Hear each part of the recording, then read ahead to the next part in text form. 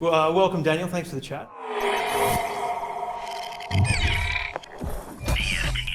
Tell us about Formula One in 2017. It's a very different year for Formula One.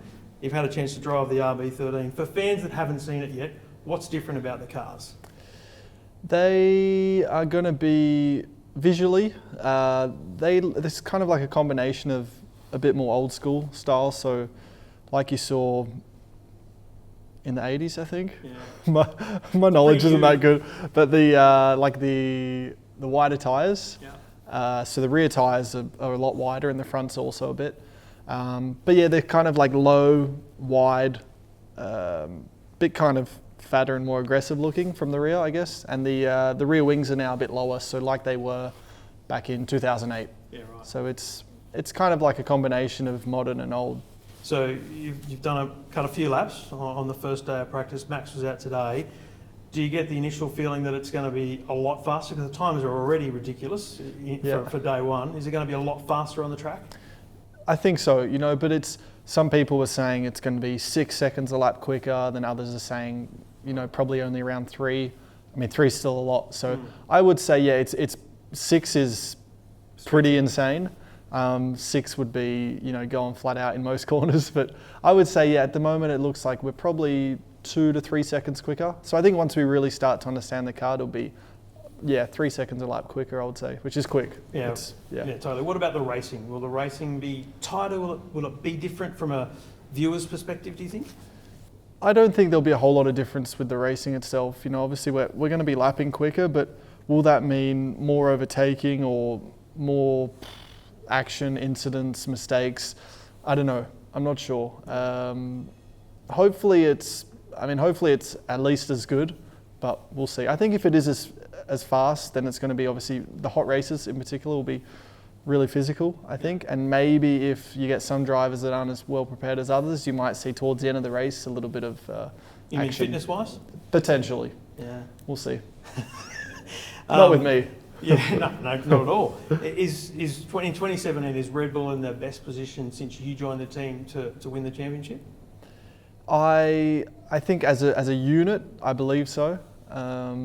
But performance-wise, still early to say. But I think everyone is kind of like in the right place, let's say.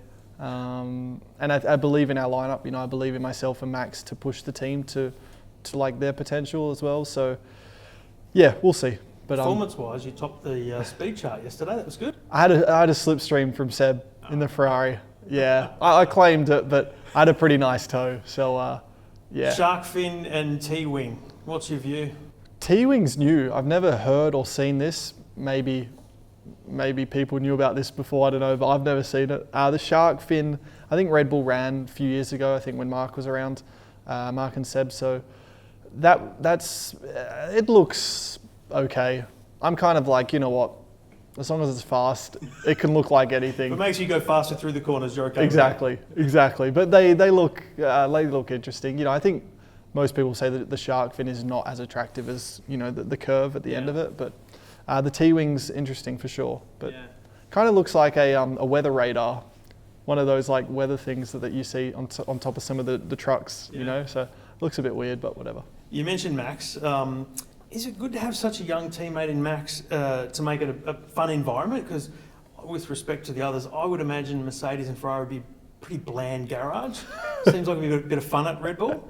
Yeah, we try and keep it fun for sure. It's business, but at the same time, it's a big part of our life. So it has to be, we have to find the fun moments and the more relaxed moments in it. Otherwise, it would be just probably bored of it. So, Max is good. I certainly see some things like he'll laugh at. I'm still pretty immature, but he'll laugh at some things, and I'm like, it's not that funny. But so that's where he's definitely young.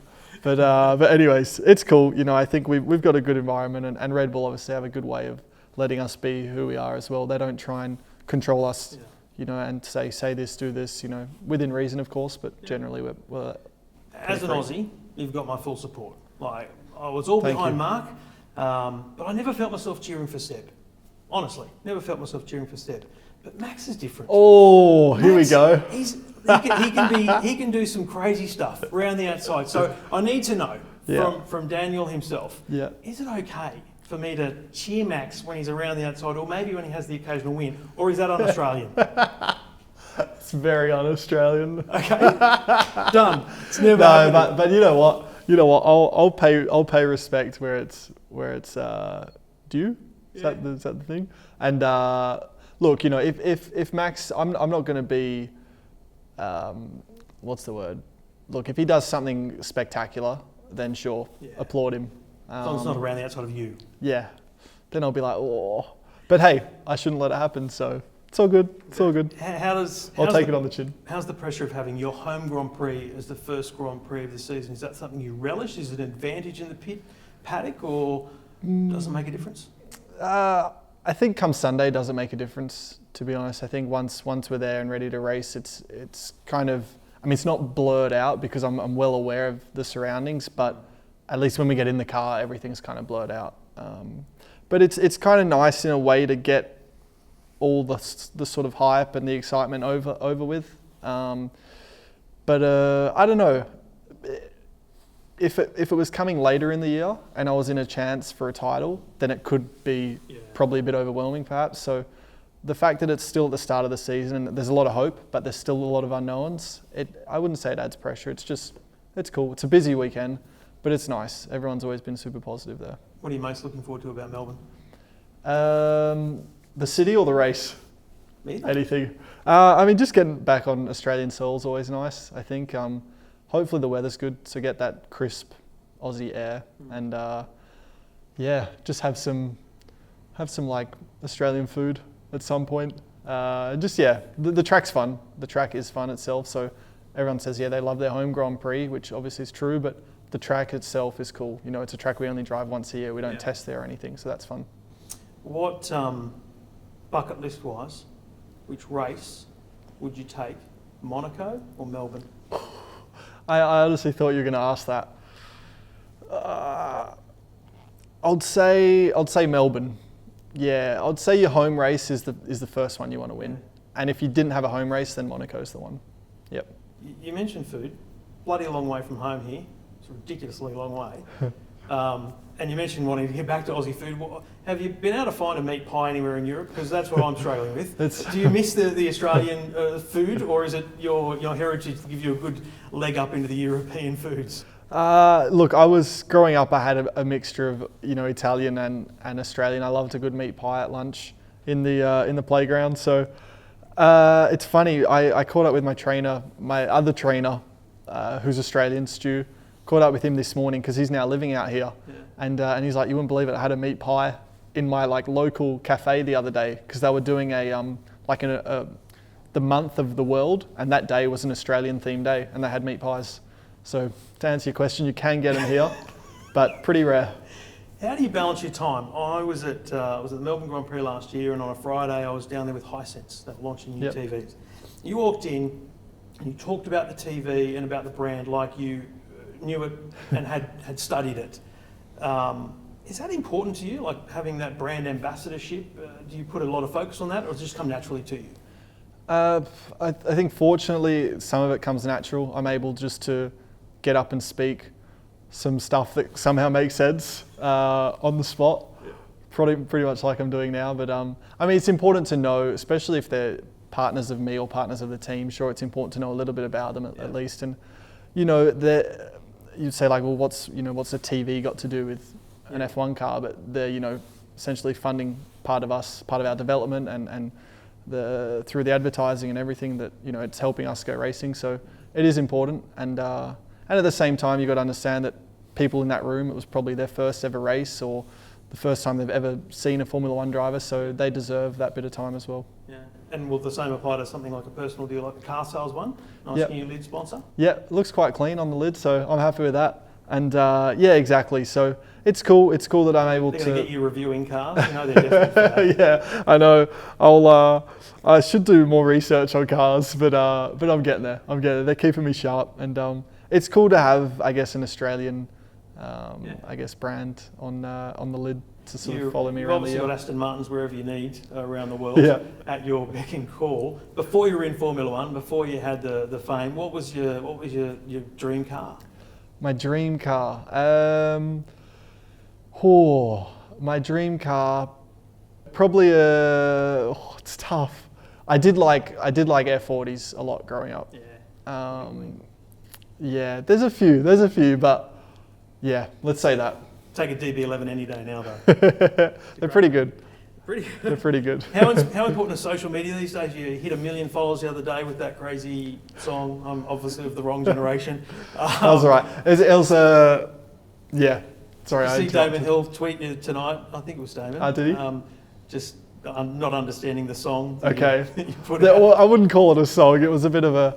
It's the start of a song, and it was kind of like on a loop. So the song's called A Milli, I guess, which is short for a million. So how do you So that's why I utilise did social that. media? Is it about connecting directly with the fans to give you a bit of a direct channel? Is there more to it for you?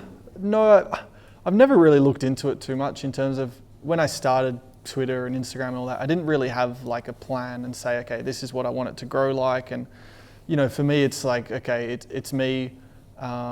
It's a way, sure, to get out, a little bit of your thoughts or opinion maybe with something or whatever. But for me as well, it's a way to sort of show a little bit of my interest outside of racing. And if I go and do something or show that I've enjoyed doing this, watching that or being a part of that, it's like, oh, people are like, oh wow, he actually, I didn't know he liked that sport. So it's kind of cool to let out a little bit of your personality.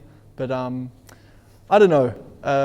You seem to live it up in LA, that's. Yeah. You seem to have a great time away from Formula One. Obviously, it was the off season, but it's important to have that away time from Formula One, I guess. Yeah, I think so, and it's important for people to see that as well, and people to understand that it's, it's a big part of my life, but there is more to life than your job essentially, and it's good to have that balance. And yeah, I think that's cool. And for me, it's important to switch off. I love racing, but I don't love it to the point where I'm going to bed every night thinking about it. I do love other things.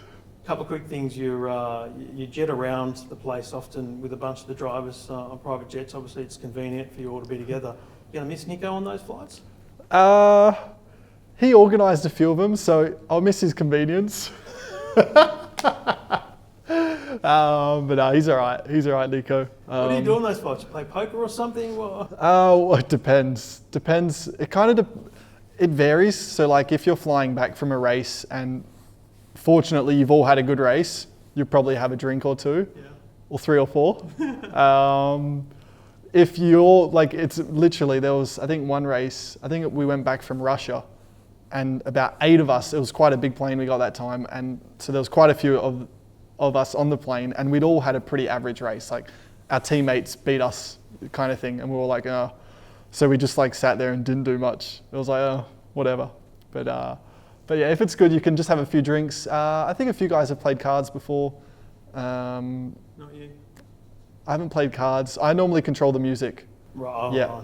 I normally just Spotify or Apple get the Music. iPod in and I've got my old school iPod. Oh, wow. Yeah, just as you do. iPhone or Android? iPhone. I can barely use that. I wouldn't know how to use Android.